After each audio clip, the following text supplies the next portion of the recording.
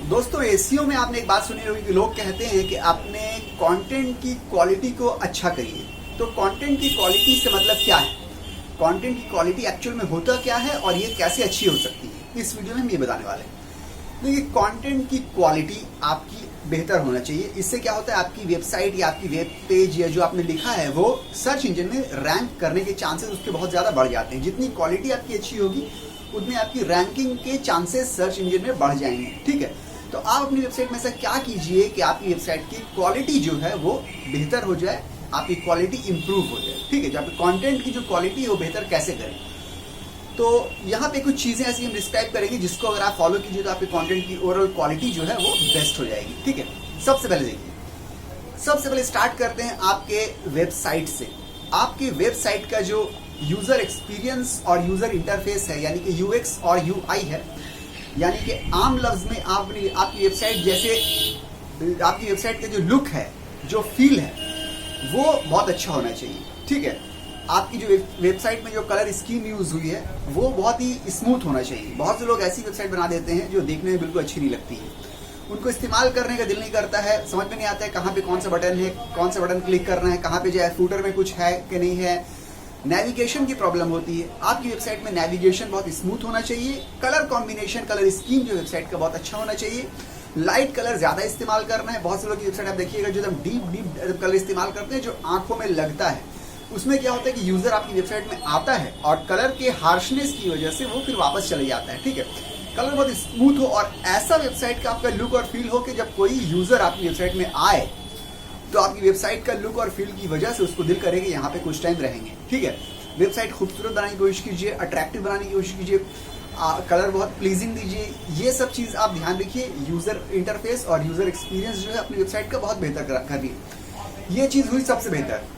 अब वेबसाइट की लुक और फील के बाद दूसरी चीज़ जो आती है वो आता है टेक्सचुअल कंटेंट, जो आप लिखते हैं, जो आप कंटेंट, एक्चुअल कंटेंट जो आप वेबसाइट पे डालते हैं। वो बोला जाता है कि आपकी वेबसाइट में जो कंटेंट होना चाहिए वो होना चाहिए यूनिक और सुपर वैल्यूएबल।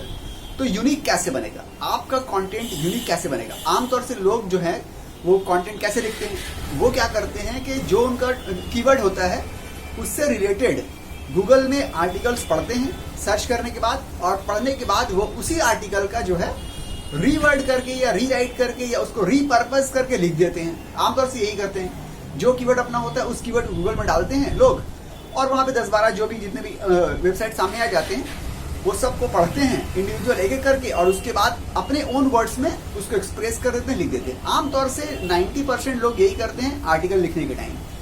तो मगर ये आर्टिकल यूनिक नहीं है। गूगल बोलता है कि आपका आर्टिकल यूनिक होना चाहिए। यूनिक का मतलब ये है कि आप कुछ ना कुछ आर्टिकल में नया ऐड कीजिए।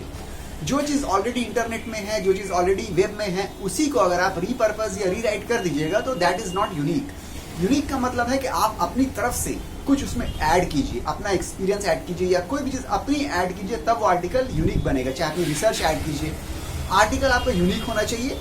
जो ऑलरेडी अवेलेबल है उससे थोड़ा हट के थोड़ा इंप्रूव। हाँ, आप उससे हेल्प ले सकते हैं कि जो ऑलरेडी अवेलेबल है उसको पढ़ लिया आपने, थोड़ा उससे आइडिया ले लिया, बाकी अपना कुछ अपने एक्सपीरियंस ऐड कर दिया, अपनी स्ट्रैटेजी ऐड कर दी, अपना इंटरव्यू ऐड कर दिया, कुछ भी ऐड करने का उसको यूनिक बनाना है आपको, आर्टिकल को, टेक्सचुअल कंटेंट को। ठीक है, ये। अब दूसरी बात ये है कि बहुत से लोग क्या करते हैं, जो ब्लॉगर्स होते हैं, वो बहुत से लोग ऐसा भी करते हैं कि खुद वो लिखते नहीं है। वो क्या करते हैं, किसी राइटर को हायर कर लेते हैं, किसी फ्रीलांसर को हायर कर लेते हैं कंटेंट लिखने के लिए, आर्टिकल लिखने के लिए। और वो राइटर क्या करता है, उसको जो भी काम मिलता है वो सब काम ले लेता है। मतलब ये कि वो राइटर कभी आपका समझ लीजिए टेक के ऊपर वो आर्टिकल लिख देता है, कभी फाइनेंस के ऊपर आर्टिकल लिख देता है, कभी डिजिटल मार्केटिंग के ऊपर आर्टिकल लिख देता है, क्योंकि वो राइटर है, उसका काम है सिर्फ लिखना। उसको मार्केट में जो भी काम मिलता है वो उसके ऊपर रिसर्च करके आर्टिकल लिख देता है। तो वो सब्जेक्ट मैटर एक्सपर्ट नहीं है, वो एक फ्रीलांस राइटर है। गूगल रिकमेंड करता है कि आप खुद अपने कंटेंट को खुद से लिखिए। ठीक है, क्योंकि जब आप खुद से अपने कंटेंट को लिखिएगा आप, तो वो फर्स्ट हैंड एक्सपीरियंस होगा, आप खुद जो जानते हैं, क्योंकि आप सब्जेक्ट मैटर एक्सपर्ट हैं। ठीक है, तो आप हो सकता है आपके पास टाइम ना हो। मान लीजिए कि आप सब्जेक्ट मैटर एक्सपर्ट, जैसे कि हम डिजिटल मार्केटिंग मान लीजिए एक्सपर्ट है। अब अगर हम सोचेंगे कि हम कंटेंट ही बैठ के लिखे तो हो सकता है मेरे पास इतना टाइम ना हो, मगर गूगल बोलता है कि आप खुद ही लिखिए, क्योंकि आप उस सब्जेक्ट के एक्सपर्ट हैं। आप लिखिएगा तो वो एक्सपीरियंस अलग होगा, आप किसी राइटर से लिखवाइएगा तो उसका एक्सपीरियंस अलग होगा।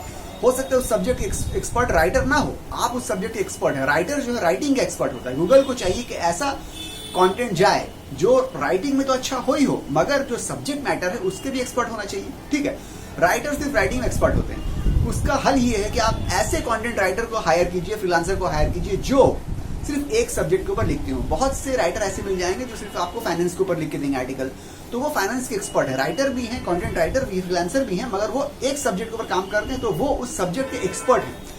तो जो एक्सपर्ट जो है राइटर, उसको आप हायर कीजिएगा तो वो आपका उस सब्जेक्ट के ऊपर लिख देगा। अगर आपको टेक का चाहिए तो जो ऐसे राइटर से आप लिखवाइए जो सिर्फ टेक के ऊपर लिखता है और किसी के ऊपर नहीं लिखता है, तो क्योंकि वो टेक के बारे में बहुत नॉलेज रखता है, साथ साथ उसको राइटिंग भी आती है। ये आप कर सकते हैं, मगर अगर हो सके तो आप खुद से ही लिखिए, क्योंकि आप एक्सपर्ट हैं सब्जेक्ट मैटर के भी और राइटिंग के भी। ये आप करिए। तो जो भी अप्रोच आप अपनाइए, मगर आपका जो राइटर मतलब आपका कंटेंट आर्टिकल है वो होना चाहिए ऐसा कि फर्स्ट हैंड हो। ठीक है, उसमें एक्सपर्ट की तरह लिखना चाहिए कि जो बात है उसमें एक्सपर्ट वाली बात है। ठीक है, ये हुआ। ये गूगल का एक फैक्टर भी है रैंकिंग का, ईट, उसके बारे में बाद में बात करेंगे। ईट ने बोला गया कि अगर आप कंटेंट राइटर है, ब्लॉग कर रहे हैं, तो अगर आप एक्सपर्ट हैं, जो राइटर लिख रहा है वो अगर एक्सपर्ट है तो उसको ज्यादा रैंकिंग बूस्ट मिलेगी। ये हो गया कंटेंट राइटिंग को किस तरह से लिखना है। राइटिंग आपकी ऐसी होनी चाहिए कि इंगेजिंग होना चाहिए।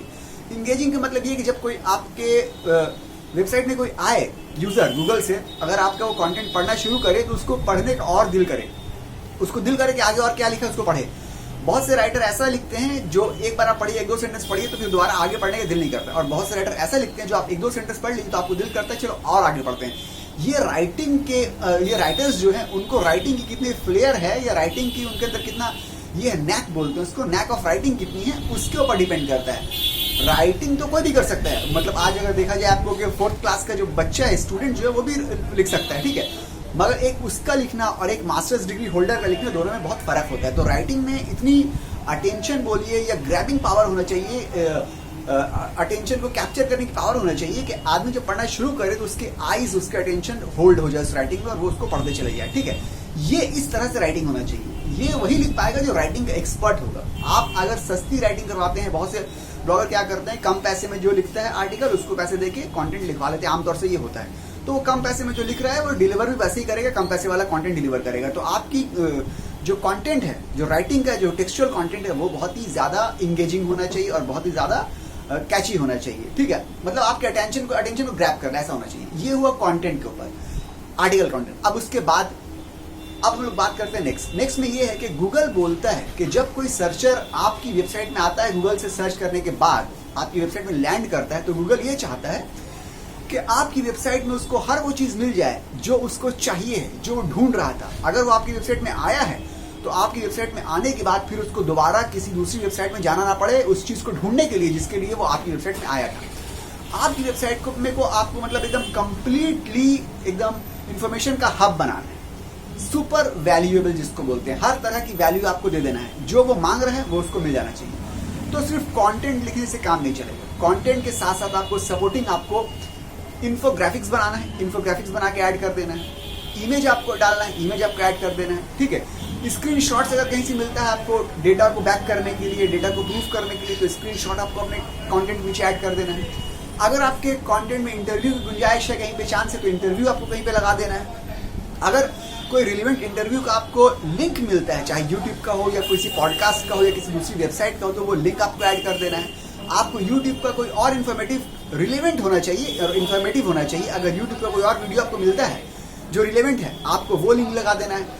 विकिपीडिया का आप लिंक लगा सकते हैं। ठीक है, इसके अलावा आप चाहे तो केस स्टडीज को कवर कर सकते हैं, जो टॉपिक में आप बात कर रहे हैं। मान लीजिए कि एसईओ के बारे में अगर बात की जा रही है तो एसईओ की केस स्टडीज आप नीचे पूरा डिस्क्राइब करके उसको आप लिख दीजिए, एग्जाम्पल्स आप उसके साथ लिख दीजिए। ठीक है, आप अपने यूजर को रिसोर्सेस प्रोवाइड कीजिए, कुछ पीडीएफ में फ्री आप डाउनलोड करने के लिए उसको दे दीजिए कि आपको अगर एसईओ से चाहिए तो टॉप 10 बेस्ट एसईओ टिप्स ऐसा करके कुछ एक छोटा सा पीडीएफ का पेज बना दीजिए, वो आप उसको दे दीजिए डाउनलोड करने के लिए, फ्री डाउनलोडेबल मटेरियल। इसमें आपका कुछ नहीं जाएगा, 5 मिनट लगेगा आपको जो आप पीडीएफ बनाइएगा उसमें, और वो यूजर को एक वैल्यू मिल जाएगा। ठीक है, इसके अलावा और जितने भी रिसोर्सेज हो सकते हैं यूजर को आप दीजिए ताकि यूजर वहां पे रुके, इंगेज करे आपके कंटेंट को, पढ़ते रहे आपके कंटेंट को। ठीक है, तरह तरह की चीजें आप उसको देते रहिए ताकि वो आपके पेज में होल्ड करे और उसको कहीं दूसरी जगह जाने की जरूरत ना पड़े। बहुत से ब्लॉगर ये करते हैं कि अपने पेज में वो क्या करते हैं, एक्सटर्नल लिंक नहीं देते हैं। वो सोचते हैं कि एक्सटर्नल लिंक देंगे तो मेरे जो विजिटर्स हैं वो मेरे साइट से बाहर किसी और की साइट में चले जाएंगे, ये गलत होगा। ये गलत नहीं होगा, एक्सटर्नल लिंक अगर आप किसी वैल्यूएबल कंटेंट को अपने साइट में अटैच कर रहे हैं, चाहे वो यूट्यूब वीडियो की लिंक हो, चाहे किसी पॉडकास्ट की लिंक हो, या विकीपीडिया की लिंक हो, या किसी दूसरी वैल्यूएबल वेबसाइट के कंटेंट को आप अपनी वेबसाइट में लिंक कर रहे हैं ताकि यूजर को वैल्यू मिले, तो गूगल उसको एक पॉजिटिव साइन मानता है और उसकी वजह से आपकी वेबसाइट की रैंकिंग पावर बढ़ती है। जब वेबसाइट आपकी रैंकिंग पावर बढ़ेगी तो 10 यूजर आपकी वेबसाइट के अंदर और ज्यादा आएंगे। एक वेबसाइट जाने को आप जो रोक रहे थे, यहाँ पे एक्चुअल में क्या हो रहा है, एक वेबसाइट से एक इंसान अगर चले भी जा रहे हैं तो 10 वेबसाइट आ जा रहे हैं, कि 10 यूजर आ जा रहे हैं, क्योंकि आपकी वेबसाइट बढ़िया रैंक करेगी इस वजह से कि आप एक्सटर्नल लिंक भी दे रहे हैं। ठीक है, एक्सटर्नल लिंक आप जरूर दीजिए, वीडियो अपने कंटेंट में जरूर ऐड कीजिए। ठीक है, इसके अलावा आप